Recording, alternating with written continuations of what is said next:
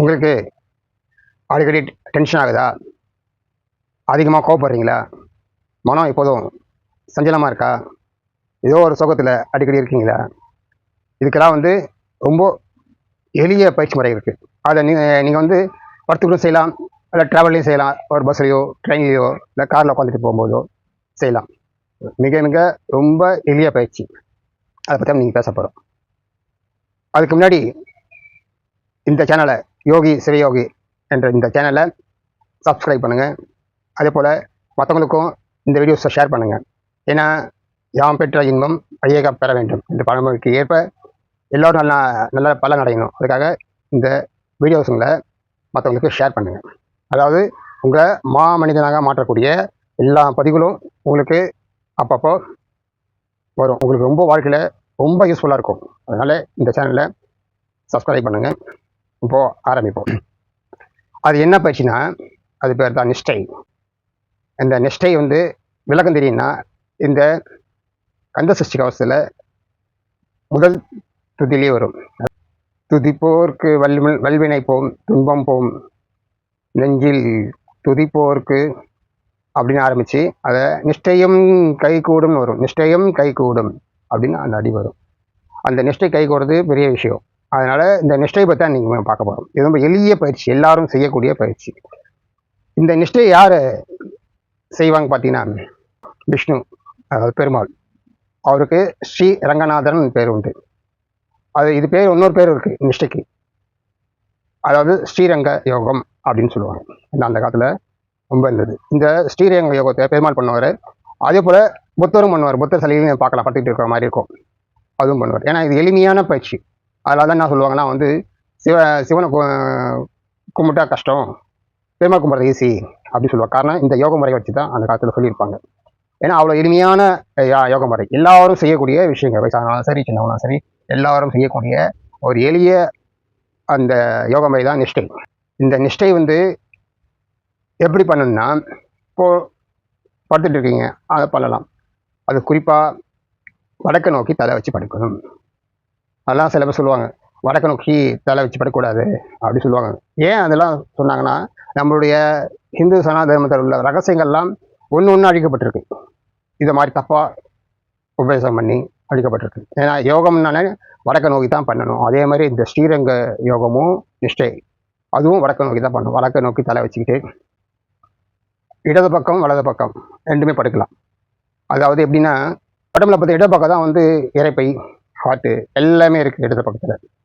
அப்போது நீங்கள் இடது பக்கம் படுத்தீங்கன்னா வலது நாசி ஓடும். ஒரு மனிதனுக்கு நாசிகள்ன்றது 3 விதம் மாறி மாறி போகும். 4 மணி நேரம் மாறும். வலது நாசி 4 மணி நேரம் ஓடும். ஆமாம், இடது நாசியில் 4 மணி நேரம் ஓடும். 2 பக்கம் சேர்த்து 4 மணி சொல்லுவாங்க. 4 மணி நேரம் ஓடும். இது இயற்கையாக மாறிட்டே இருக்கணும், உங்களுக்கு தெரியாமலே மாறும். இப்போ நம்மளே அந்த மாற்றி சுவாசம் பண்ண முடியும். அப்போது நீங்கள் இடது பக்கம் படுத்துக்கிட்டு வலது பக்கம் சுவாசம் பண்ணும்போது உங்களுக்கு அதிக சக்தி கிடைக்கும். எந்த ஒரு விஷயத்தை கட்டக்கலாக செஞ்சு முடிப்பீங்க. ஒரு காரியம் உடனே கை கூடணும் அப்படின்னு வலது நாசியில் காற்று ஓடிச்சுன்னா உடனே கை கூடணும். நினச்ச உடனே மற்றவங்க உங்களுக்கு பணம் கொடுக்கணும், இல்லை ஏதாவது உங்களுக்கு சொல்கிறபடி கேட்கணும், உங்களுக்கு ஒரு நல்ல விஷயம் நடக்கணும் அப்படி எதிர்பார்க்குறீங்கன்னா அந்த மாதிரி உடனே நடக்கும். அதேமாதிரி நீங்கள் வலது பக்கம் பார்த்துக்கிட்டிங்கன்னா இடது நாசி வேலை செய்யும். இடது நாசின்னா சந்திரக்கலை. ஏன் சந்திரக்கலைன்னு சொல்கிறாங்களா, உடம்பு அப்படியே கூல் பண்ணும். உடம்பு நல்லா கூல் ஆகிடும். அதெல்லாம் இடது பக்கம் பார்வதி, பெண்ணாலே குளிர்ச்சி, அதுமாதிரி சந்திரனாலே குளிர்ச்சி.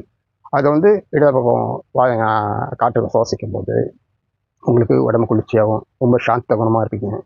ரொம்ப புத்தி கூர்மையாக இருக்கும். அதேமாதிரி எதையும் குழப்பமில்லாத முடிவெடுக்க திறன் கிடைக்கும். அதாவது அபூர்வ ஆற்றல்கள் உங்களுக்கு கிடைக்கும். இந்த மாதிரி இருக்கும். இந்த நிஷ்டையை நீங்கள் இரவில் சாப்பிட்ட பிறகு கொஞ்சம் லைட்டாக செரிமான பிறகு எடுத்தோடனே படுத்துக்கிட்டிங்கன்னா உங்களுக்கு அப்படியே நிஷ்டையில் போவீங்க. அதேமாதிரி அபார தூக்கம் வரும். அப்படி ஒரு தூக்கம், நல்ல தூக்கம் வரும். அதேமாதிரி உங்கள் கனவு அதுமாதிரி மனசில் கஷ்டம் அப்படி இருக்குதுன்னு வச்சுக்கோங்க. மன சஞ்சலமாக இருக்குது. நிறைய பேருக்கு தூக்கம் தான் கஷ்டமே. அதாவது நிறைய பேர் படுத்தவனே தூங்க மாட்டாங்க. படையெல்லாம் நடந்ததெல்லாம் போனதெல்லாம் இல்லை தோல்வி அடைஞ்சது, அந்த மாதிரி விஷயங்கள்லாம் ஓடிக்கிட்டே இருக்கும். அப்போது சரியாக தூங்கலைன்னா காலையில் சொன்ன முகமே விகாரமாக இருக்கும். அதுமாதிரி ரொம்ப லேட்டாக எதிர்க்க வேண்டியிருக்கும். இது அப்படி கிடையாது. நீங்கள் நிஷ்டை பண்ணிங்கன்னா ஒரு 5 நிமிஷத்தில் நிஷ்டையில் இருந்தாலே போதும், உடனே ஆழ்ந்த தூக்கம் வந்துடும். நீங்கள் காலையில் எழுந்துச்சி பார்த்தீங்கன்னா உங்கள் முகம் அப்படியே தாமரை பூட்டி அப்படியே அழகாக பொலிவாக பூத்து இருக்கும். அது பார்க்கறதுக்கு ரொம்ப அழகாக இருக்கும், உங்களுக்கே பிடிக்கும். அது மற்றவங்களுக்கு அது மாதிரி பார்த்தோன்னே பிடிக்கும் அந்த முகம். அப்போ இதோட நீங்கள் வெளியே ஒரு ஆஃபீஸுக்கோ வேலைக்கோ போகும்போது உங்களை எல்லாரும் மதிக்க செய்வாங்க. உங்கள் புத்தி கூர்மையாக ரொம்ப அதிகமாக இருக்கும். இதெல்லாம் வந்து இது ரொம்ப எளிய எளிய பயிற்சி. அதில் தான் வந்து பெருமாளை கும்பிட்டா ஈஸி சொல்கிற காரணமும் இதுதான். இந்த ஸ்ரீரங்க ஆசனம், நிஷ்டை, அது எது ஈஸியாக ஒரு மிருக கூட அதிகமாக செய்யும் பார்த்தீங்கன்னா பூனையை நல்லா நோட் பண்ணுங்க. சும்மா இருக்கும் போதெல்லாம் நிஷ்டையிலேயே இருக்கும். பூனை அழகாக உங்களுக்கு தெரியும். சதா அப்படியே கண்ணை மூடிக்கிட்டு அப்படியே உட்காந்து சரி படுத்தாலும் சரி ஒரு நிஷ்டை நிலையில் அந்த பூனை இருக்கும். அதனால தான் அது ரொம்ப அமைதியாக சாந்தமாக இருக்கும். ஆனால் வேட்டையாடிக்கும் போது அதோடைய ஸ்பீடு எந்த உயிரினதும் கிடையாது. அவ்வளோ ஸ்பீடாக வேட்டையை பிடிக்கும். அதுமாரி பாம்பு கொத்துது, நடப்பு கொத்து, அது ஸ்பீடு அதிகம். அதோட இதுக்கு ஸ்பீடு பட்டான்னு அடிக்கும். அந்த ஸ்பீடு வரும். அதே மாதிரி தான் உங்களுக்கும் அப்படி தான். இதெல்லாம் நீங்கள் பழக்கப்படுத்திக்கிட்டிங்கன்னா உங்களுக்கு வந்து ஒரு உடம்புல வந்து சாந்தமாக இருந்தாலும் ஸ்பீடாக இருக்கும். அதுமாதிரி அறிவும் ஸ்பீடாக இருக்கும். டக்குன்னு முடிவெடுப்பீங்க. எது செய்யணும், எது செய்யக்கூடாது, தப்பா ரைட்டா, பெரிய பிஸ்னஸ் பண்ணுறீங்க, இந்த பிஸ்னஸ் எப்படி பண்ணலாம், எப்படிலாம் உங்களுக்கு உடனே முடிவெடுக்க திறன் கிடைக்கும். அந்த மாதிரி பிரச்சனையா இது எப்படி சால்வ் பண்ணுறது அப்படின்னு, இந்த பிரச்சனை எடுக்கலாமா இல்லை விட்டுடலாமா அப்படின்லாம் உடனே நீங்கள் முடிவெடுப்பீங்க. நம்ம உடனே ஜட்ஜ்மெண்ட் நீங்கள் பண்ணக்கூடிய அந்த தன்மை உங்களுக்கு கிடைக்கும். இவ்வளோ விஷயங்கள் இந்த நிஷ்டையில் இருக்குது. இதெல்லாம் அழிஞ்சு போன கலைகள். மீண்டும் வந்து இதெல்லாம் கொண்டு வரணுன்றதுக்காக தான் எல்லாத்துக்கும் நான் வந்து வீடியோ பதிவாக பண்ணிகிட்ருக்கேன். இது காலத்தில் என்னோடய சீடர்களுக்கு உபயோகமாக இருக்கும். ஏன்னா எல்லாத்துக்கும் நான் கிளாஸ் எடுத்துக்கும் போது கஷ்டமாக இருக்கும். இதெல்லாம் பதிவு பண்ணி வச்சுட்டா அது வந்து அவங்களுக்கு யூஸ்ஃபுல்லாக இருக்கும். அது மாதிரி உங்களுக்கும் எல்லாரும் மாறணும். அதாவது நாம் முதல்ல சக்திசாலியா, அறிவாளியா, அதுமாதிரி தெளிவு மிக்கனவா, ஒரு முக்தனா அப்படி மாறும்போது நீங்கள் மற்றவங்க மாற்றுவீங்க. அப்போ உலகமே மாறும். தான் மாறினா தான் மற்றவங்களை மாற்றணும். அதுவும் கடமை. ஒரு முக்கிய குறிப்பு, இந்த பயிற்சி உங்களுக்கு பஸ்ஸில் போகும்போது செய்யலாம்னு சொன்னேன்ல, அதுமாதிரி நீங்கள் என்ன பண்ணுங்க, அது என்னென்னா பஸ்லேயோ இல்லை ட்ரெயின்லேயோ உட்காந்து போகிறீங்கன்னா, ஒரு காரில் உட்காந்து போகிறீங்கன்னா நிமிர்ந்து ஸ்ட்ரைட்டாக உட்காரணும். அது மட்டும்தான். அதேமாரி சாயந்த நேரத்தில் ரொம்ப ஃப்ரீயாக ஹாயாக வீட்டு வெளியில் இல்லை பால்கனியில் அப்படியே உட்காடுறீங்கன்னா அதுவும் நேராக தான் உட்காந்து செய்யணும். அது முதுகு தண்டு ஸ்ட்ரைட்டாக இருக்கணும், தலை நேராக இருக்கணும். கொஞ்சம் பெண்ட் ஆகாமல் இருக்கிறது அப்படி தான் செஞ்சே ஆகணும். அது மட்டும் தான் கண்டிஷன். மற்றபடி இதுக்கு ஒன்றும் இல்லை. வளைஞ்சு உட்காந்துக்கிறது அதெல்லாம் பண்ணக்கூடாது. இதெல்லாம் வந்து ஸ்ட்ரைட்டாக உட்காந்து அந்த நிஷ்டையில் இருக்கணும். இது ரொம்ப எளிய பயிற்சி. ரொம்ப கஷ்டப்பட்டு நீங்கள் ஆசனம்லாம் போட்டு மூச்சு இழுத்து அடக்கி அது பண்ணணும் அவசியம் கிடையாது.